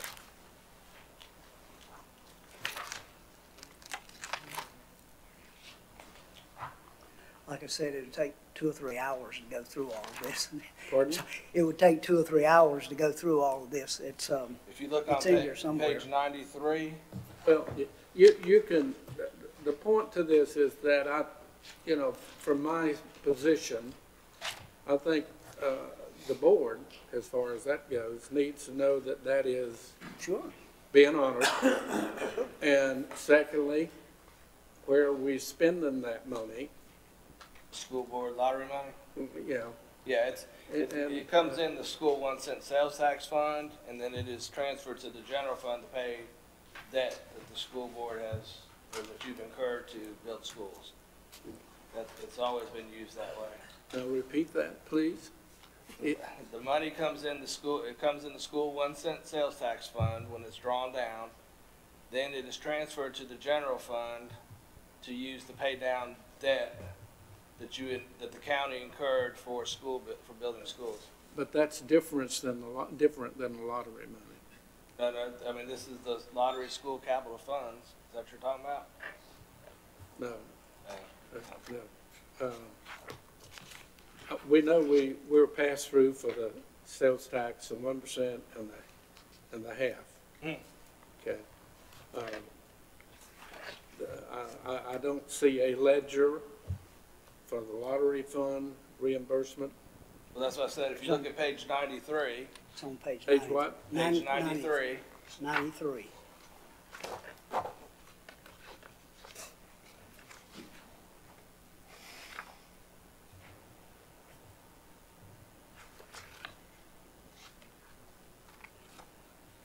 The second number down on page 93 under actual, 1,695,000. That's the lottery school capital funds. Just a minute, Rick. Okay.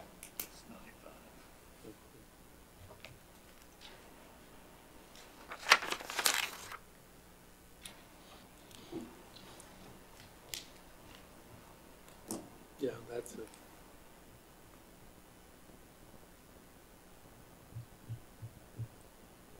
So looking at that number, are you telling me the lottery funds was 1,695, 1,695,000? Yes, that was what was collected, or that was what was drawn down by the county in 2018. Now, I don't think, and Margaret can correct me if I'm wrong, I think that was usually drawn down about every 2 years. So you're talking about $800,000 a year or so. Is that correct? I'm sorry, I was motioning too hard.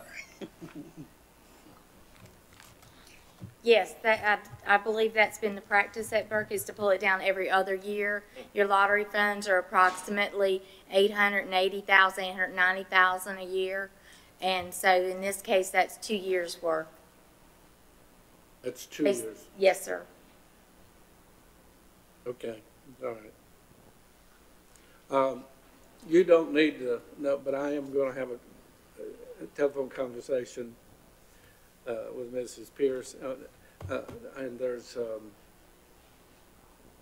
there may be a reason that we can gain some benefit from that we don't know yet, and that's the reason it's a little bit curious to me to where it is and how we distribute it, et cetera, et cetera. But I appreciate it. I think that's all I have. Okay. Thank you. Well, if you have a question later, just give us a call. We'll be glad to try to answer it. Other questions or comments? If not, I'll entertain a motion. You've heard the motion from Commissioner Taylor. All in favor, signify by uplifting of the right hand. 5-0, Madam Clerk. Thank you, gentlemen, so very much. Appreciate it. Turn it off. Moving on to item number 11, our reports and comments. Our first report is General Services. Report on the Water Department activities presented by Miles Champion, our General Services Director. Miles? Good evening, folks. Would like to just update you on our water meter replacements and utility billing. Burke County Water and Sewer Department began water meter replacements in June of last year. At the same time, we started to implement a utility billing system that was brand new. Burke County water meters are normally radio read using a laptop computer and specialized software. A utility technician drives along the water meter route, and the laptop electronically collects the water meter data for each customer. Approximately 8 months ago, staff noted a significant increase in the number of meters that were not sending a radio signal to the utility technician's laptop. This resulted in an initiative to replace water meter registers due to the batteries prematurely dying and therefore not generating automatic radio reads for billing purposes. The manufacturer of the radio read registers, Master Meter, identified 1,550 of approximately 2,024 registers that had defective components, resulting in reduced battery life for the registers. By October, approximately 66% of all the water meter registers would not radio read. General Services staff had been working diligently to replace all 1,550 registers so that all meters can radio read. It is necessary to have all the meters reading in order to have an accurate number for customers' billing purposes. To date, over 1,000 meter registers have been replaced. Since June, staff have used a combination of manually reading meters as well as estimating. Because of the meter failures, the need to read manually each month turned into it would normally take a three-day tour would be a multi-week task. Along with meter register replacements, the department implemented a new utility billing software system which generated some additional problems related to data conversion, account accuracy, and meter consumption data. As a result, some water meters that were sent to customers over the past seven months were not accurate. Staff have worked diligently to resolve all the issues and correct water bills as necessary. We anticipate that both the water meter replacement project and the billing software implementation will be substantially complete in 30 to 60 days. We appreciate our customers' patience during this period and encourage them to contact our Burke County Water and Sewer Department at 828-764-9063 or 764-9064 if they have any questions about their bill. Thank you very much. Thank you, Miles. Questions for Miles? Miles, two quick, short questions. The first one is the life expectancy of the new meters any better than the ones that you're taking out? Yes, it's the same life expectancy, which is they have a 10-year warranty on them. Some may last longer, some shorter, but it's a 10-year warranty. So it's the same meter and the same meter company. That created another question. Do we have warranty on these we're taking out? We have what? Warranty. Are we getting paid for these that we're taking out that didn't last 10 years? They are replacing those at no cost for the meter. We have to provide the labor to replace those. If we have to do this was the second original question. If we have to replace those every year, every 10 years, should we be looking at putting aside some money every year for replacement on that? Yes, sir. You should. Sure. Any idea how much that is? Excuse me, Chairman, that's the fourth question. Any idea how much? I think we're in the vicinity of $20,000 to $30,000 a year. Okay. Thank you. That's all I have, Mr. Chairman. Any other questions or comments? If not, I'll entertain a motion to accept this report as presented. So moved, Mr. Chairman. Thank you, Commissioner Taylor. All in favor signify by raising your right hands. 5-0, Madam Clerk. Thank you, Miles. Moving on, item number 2 is the 2019 reappraisal report presented by Danny Eisenhower, our tax administrator. Danny? Good evening, gentlemen. As everybody knows, we've been working on the reappraisal for the last year plus. North Carolina General Statute 105-286 requires that counties conduct a general reappraisal projects at least every 8 years. Values become effective January 1st of the reappraisal year. Burke County has conducted these reappraisals in 1971, 79, 87, 94, 2001, 2007, and 2013. Of these years, we have conducted the 94, the 2001, 2007, and 2013 using our in-house staff with very little outside assistance. The last reappraisal became effective January 1st, 2013. The next one was scheduled for January 1st, 2017, but in 2015 I came to the board and requested that the reappraisal be postponed for either 2 or 4 years due to economic reasons. At that time, if we'd have had a reappraisal, we would have went up plus or minus 2%. This was approved at the October 20th, 2015 Board of Commissioners meeting. A resolution was passed postponing the reappraisal until January 1, 2019 and rescheduling future reappraisals on a 4-year cycle. The goal of a reappraisal is to value all properties within the county at market value along with being fair and equitable. To accomplish this requires maintaining correct data, reviewing sales, and applying the schedule of values properly. Staff are consistently conducting these on-site reviews of property to check the data for accuracy and to make necessary changes. They follow up on all building permits, property transfers, sales, and exemption applications. We do this because the data is the backbone of our property value. It must be correct. The attached worksheet is a comparison between 2018 values, what we billed for back in July, and the 2019 reappraisal values. The first group is the total market value, which is all real property, including exempts. So this value looks very large, and it is, but you have to remember we've got over $1 billion in tax exempt. That's county, federal, state, local government properties. The second is the taxable value. From these totals, the veterans exemption and the age exemption will be excluded. So those will not be finalized until June.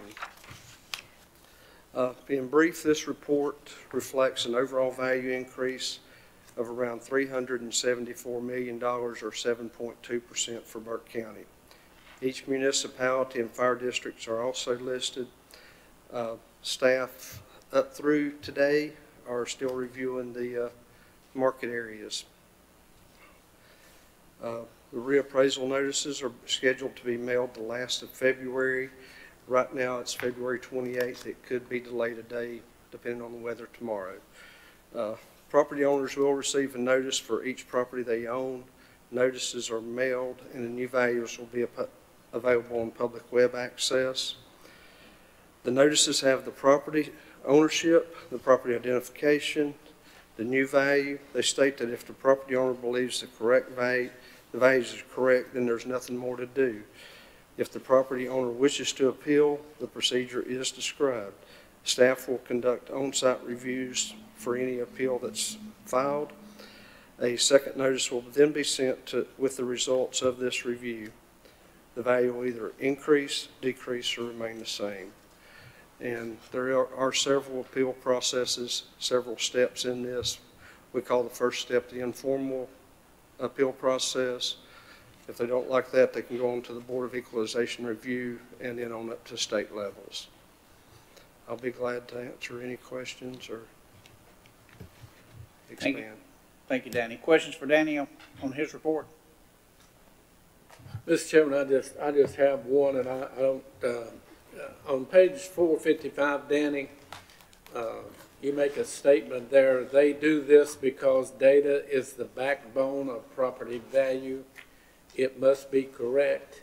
My question on that statement would be, how is your staff ensuring that information and data is correct? And what kind of method and system are you using to make sure that there are as fewer errors as at all possible in that report? Staff goes out, and the only data that we can tell you 100% is correct are ones that we've actually looked at. So we go out and they measure and list each component of a house. You've got the living area, the basements, the decks, the porches. All of those components are listed in the schedule of values with a value that attaches per square foot or other unit of measure. They're measuring all those components, come back, put them on the property record card. That's what we know is correct. I think I'm answering your question. Well, do you know how many times when you type in you can hit the wrong data, the wrong number, the wrong letter? Well, and when I read that, that's what went through my mind. How do you have a proofreader standing behind somebody when they're putting that in, or how are you ensuring that information is absolutely correct? Okay, as the appraiser goes out there, he measures and lists, and he writes that on his paper. Assuming he doesn't make an error there, and I'll say they're pretty accurate. Then once that information is input, it goes back to him to review, make sure he put the right information in, and it also goes to a second step to a supervisor to look at. Yeah, you can always misinterpret your own writing, but when you look at a house and you measure around the house, and let's just easy numbers, let's say it's 28 feet deep and it's 50 feet across, well, you know it's got to be 28 on the other side and 50 feet across the front. So there's a lot of balances. And I'll be glad to sit down with you and I just say Godspeed to your trip, because that, you know, I can imagine how many millions of dots and datas of information you got to put in to do this. It just kind of struck me as, wonder how he's ensuring all that data is correct, since it has to be correct. It is. I mean, you know, you go out there and you have, if somebody's, what we're ensuring is correct, that house is not 50 feet long and we got it at 40.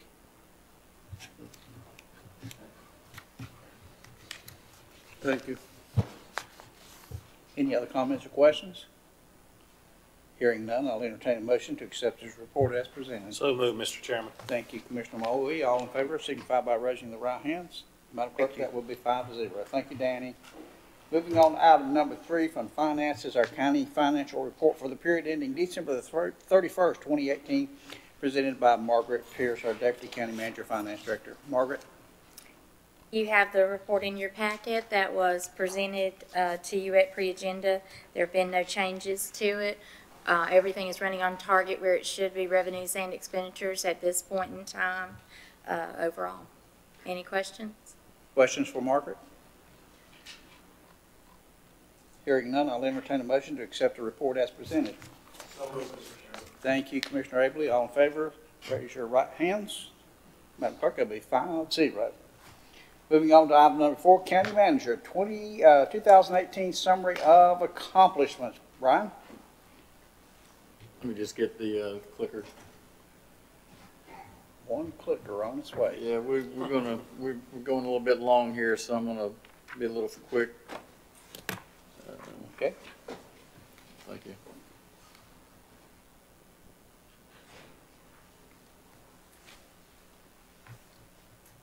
Well.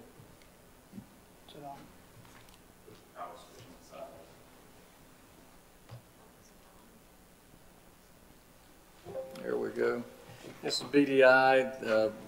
We've got at least 3 projects. Zero Delta and Rutherford College, a $34 million investment, and 151 new full-time jobs. Jackson Corrugated in Morganton, $11.5 million investment and 42 new full-time jobs. And 3S Vortex in Morganton with 15 new full-time jobs. Also, the Industrial Commons was awarded a $1 million grant to support workers and businesses in Western North Carolina that was beneficial to us. When we go over to community development, the Fun Flora State Trail, 9 miles of new trail has been installed. constructed 5 new bridges. We were awarded a $400,000 STBGA grant for the Linville Dam Boardwalk and Trails. You've had 1.5 miles trail and park area easements donated by Enclave at Lake James Development. Assisted North Carolina Parks with acquiring 87 acres of land valued at $747,879 for the Fonta Flora State Trail to be added to the Lake James State Park. We go over to cooperative extension. Burke County 4-H provided embryology programming to 28 Burke County school classrooms, reaching approximately 644 youth, over 30 educators. We go over to emergency communications. Completed and passed the first PSAP peer review with no deficiencies. They relocated the backup PSAP. They participated in and provided communication support for the North Carolina State Hurricane Exercise, Western North Carolina, SAR exercise, and the Hurricane Florence EOC activation. They also sent personnel to the state EOC to assist with recovery efforts following Hurricane Florence. They answered 45,317 emergency calls, as well as 108,765 administrative calls. Emergency medical services were awarded the American Heart Association Mission Lifeline EMS Gold Plus Achievement Award for continued excellent care in STEM management. This is the highest level of achievement awarded. You go over to the Fire Marshal's office. They managed the 2018 Western North Carolina Search and Rescue Exercise held in Linville Gorge. They worked with the North Carolina Emergency Management Search and Rescue Division to renew Burke County Swiftwater Rescue Team, a status Type 1 team. They were also involved with the Swiftwater Rescue Exercise, or changed it into a statewide exercise, which will bring in teams from across the state to participate. That'll be occurring this March and early April. And they've constructed a new emergency management storage building out at Marsh Trail, and opened the Emergency Operations Center during Hurricane Florence to better respond to the storm and ensure the safety of Burke County citizens. In general services, they opened a new cell at C&D landfill, installed new easy-to-read directional signs at the C&D landfill, and by utilizing state funds, a new mercury recycling building was installed at the transfer station. Health Department Primary Care went full-time on July 1st, 2018, providing services Monday through Friday, 8 a.m. to 5 p.m., and has seen over 300 individuals. They hosted 2 community forums, one was substance use and the workplace, and over 200 members of the community were in attendance. Burke County received a $500,000 grant to implement the Burke County Recovery Court, which began January 1st, 2019 through December 31st, 2023. And human resources, Burke County Employee Health Clinic negotiated extended hours and new location to better serve Burke County employees, retirees, and dependents covered by the county's group health insurance plan. They also implementation of the Employee Assistance Program to assist our employees that are in stressful situations or had such things as being out on the site when there have been severe injuries to people, or 911 staff when they've encountered some very difficult calls. But that's been a help to us. The library implemented a $24,000 grant from the State Library of North Carolina for a mobile computing lab makerspace at C.B. Hildebrand Public Library. The library increased total annual operation hours by 260 hours from 8,736 to 8,996. The library staff conducted 1,308 programs during the year with attendance of almost 30,000 patrons. They also partnered with Coma to offer several programs, including the Wine About a Book discussion group, special showing of Still Magnolias, and a murder mystery diner theater.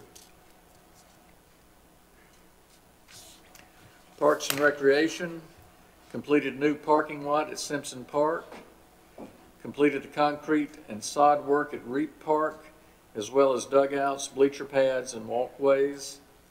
They also successfully hosted a statewide water school at the Foothills Higher Education Center and had approximately 650 participants attend the 2-week school.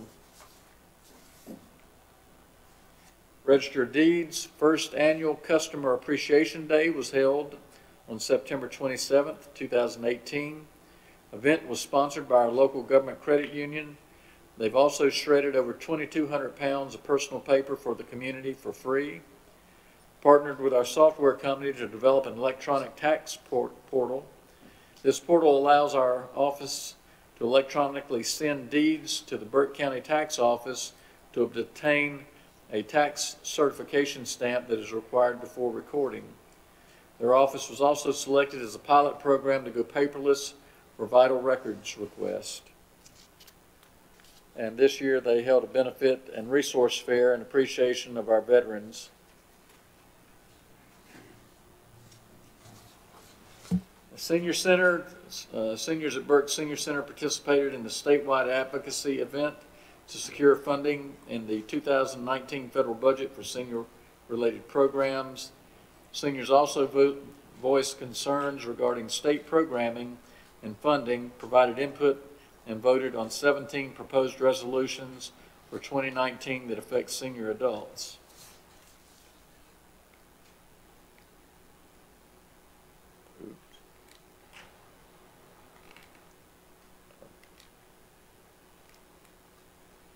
Veterans Services provides Memorial Day and Veterans Day program for all Burke County veterans and their families. The event averages over 250 participants. The Sheriff's Department deployed Narcan for deputies on April 24th, 2018. And thus far, 4 persons have been saved using Narcan. They also were involved in the implementation of LEAD, Law Enforcement Assisted Diversion Program, offering qualified persons a path to treatment rather than criminal prosecution. They added 3 school resource officers, and Burke County Detention Officer Kincaid was selected by the North Carolina Jail Administrators Association as the state's North Carolina Jailer of the Year. Social Services, Food and Nutritional Services had a bi-year management evaluation audit, and there were no findings. They subsidized child care, was monitored and received a 97% compliance score. No corrective action is required. No cases were found to be completely ineligible. They have a number of other things there you can look at if you like. Soil and Water was allocated $190,151 from the state to implement best management practices on local farms and urban lands. And there are other accomplishments here, such as the Burke Soil and Water Conservation District presented conservation education programs to all 15 elementary schools, all 5 middle schools, and 4 high schools in Burke County, reaching the majority of our young adults and educating them on conservation of our natural resources. Our final area is the Board of Commissioners. You had a grand opening of EMS Space 6 on April 20th, 2018. You participated in the Youth and Government Day. We also had an article about the Burke County, and the Fonda Flora State Trail was featured in the County Quarterly. And Burke County also joined a lawsuit bringing litigation against opioid manufacturers and distributors. And Burke County jail construction has been continuing, and as of December 31st, 2018, the jail is approximately 60% complete. And we'll finish up with the board secured and approved approximately $24 million in funding for the new Mountain View Elementary School, which is now complete. Pretty good year, gentlemen. Good job. All right. Questions for Brian on his report? If not, I'll entertain a motion to accept as presented. Thank you, Commissioner Taylor. All in favor, signify by raising of the right hand. Be 5-0, Madam Clerk. We'll now move on to our reports and comments, starting with the County Attorney. Mr. Chairman, just wanted to mention to you that I had attended the County Attorney's Winter Conference earlier in February. We had that at the Institute of Government, and as always, their staff was very thorough, and the camaraderie we shared among attorneys who represent counties was also a good thing. And we learned about cyber crime on the county level and a lot of other decent things. All right, Commissioner Abley. No comment, thank you. Commissioner Taylor. Mr. Chairman, in addition to the reports that you received through the computer, I did want to report that Rebecca McLeod and I took the tour of the Friends for Animals. Alan Keller was our tour guide, and they have made many, many improvements. I was surprised that the rules for animal shelters were more strict than your hospital. And I guess part of that is that humans can somewhat take care of themselves and animals can't. But the big thing was that every piece of equipment in there has to be stainless steel from the floor up. That cannot be wood cabinetry or anything like this. They have added new equipment, epoxy on the floor, new LED light fixtures, installed new stainless steel cabinets from the floor up. He stated that his budget was $22,000 per month. I was impressed with what I saw, and it was exceptionally clean. I also want to comment on number 6 of your consent agenda, the George Hildebrand Fire Department. When I addressed this with the clerk on Monday, my intentions were to ask for that to be removed and vote on it next month, but that was not fair. George Hildebrand Fire Department is not out of compliance. This board is out of compliance that we have not voted and accepted the reports. If we don't comply with item 6, then there's no need for item number 7. And furthermore, every time we disregard our own rules and fail to follow procedure, we compromise the integrity of the entire board. Each one of us just agreed in January, February, Madam Clerk, I don't know which month it was, but we signed and agreed on a resolution adopting a code of ethics for commissioners. I support the contract for George Hildebrand Fire Department. They're not asking for any changes. The rate is the same. They are not out of compliance. And I would recommend to this board that as soon as feasibly possible that we get in compliance with our rules and accept their audit. And as a matter of fact, on tonight's meeting, we have done that with 9 entities. We have listened to the report and voted and accepted the report. And that's what you do with the fire department contract. And I believe that's all I have to say. Brian, you got anything else? No, sir. Vice Chair Moy? Nothing at this time.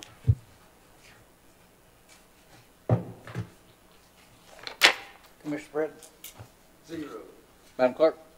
Thank you, Mr. Chairman, members of the board. I am wanted to remind you that Friday is our budget meeting here in this room at 8:30. We'll have breakfast and lunch will be provided, and we look forward to that. And I'm very pleased to announce that our good friends at the Lake James Fire Department will host our April pre-agenda meeting in one of the bays at the fire department. And earlier in that day, we plan to have some type of celebratory event for the Fonta Flora, the covered bridge on the trail, and that will be, we're thinking, at 1 o'clock. So it'll be a full day on April 2nd for county business up at the lake. And that's all I have. Great. Please move into the vacancy announcements. Okay.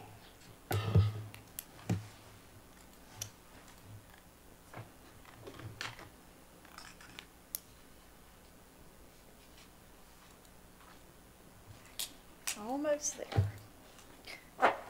Thank you. We have the following opportunities for citizens to get involved in county boards and committees: the Hickory Regional Planning Commission, the Adult Care and Nursing Home Community Advisory Committee, Council on Aging, Juvenile Crime Prevention Council, the City of Morganton Board of Adjustment and Planning Board for the ETJ areas, the Voluntary Agriculture Board, Burke County Board of Adjustment and Planning Board, the Western Piedmont Regional Transit Authority Transportation Advisory Board, Partners Behavioral Health Management, the Animal Advisory Board, and Burke Senior Center Advisory Council. Thank you, Madam Clerk. Closing remarks from the chairman will be to those watching in tonight. Please do not litter Burke County, and if you see a piece of litter, please pick it up, and also have your pet spayed and or neutered. This time I'll entertain a motion to recess until Friday, February the 22nd, 2019 at 8:30 a.m. So moved. All in favor say aye. Aye. 5-0, Madam Clerk. We stand in recess until February 22nd.